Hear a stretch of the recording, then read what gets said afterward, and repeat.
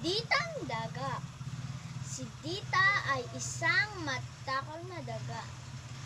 Isang araw nakita niya ang mag-asawa, si Mang Dino at si Aling Lita.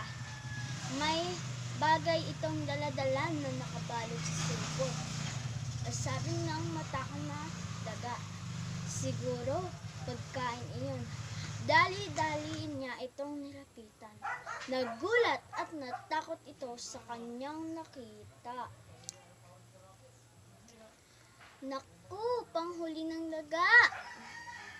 Ang takot na sabi ni Ditang Daga. Dali-dali itong lumapit sa kanyang mga kaibigan.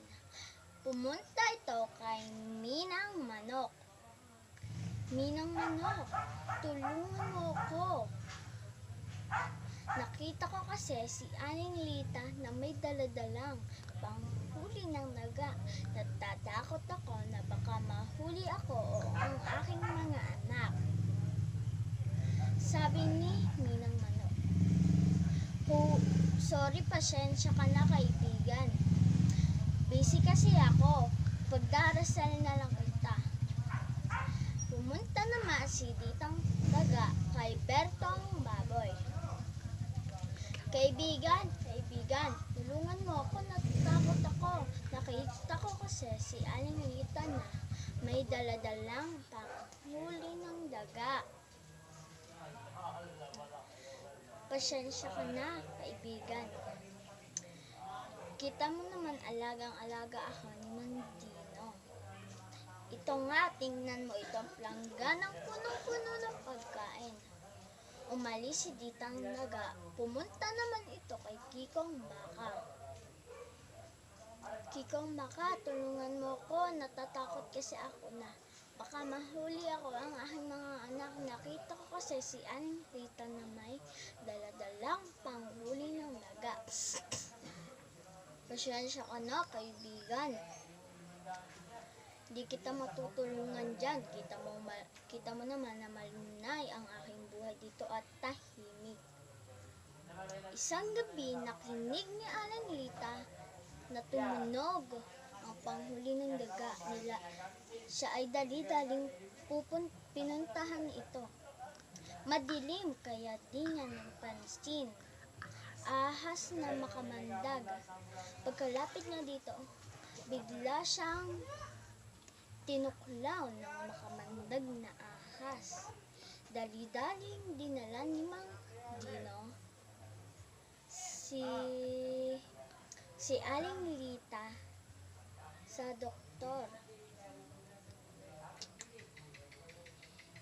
Nagkalagnat ito, kaya kinatay niya si Minang Manok para ipahigop ang mainit na sabaw sa kanyang asawa.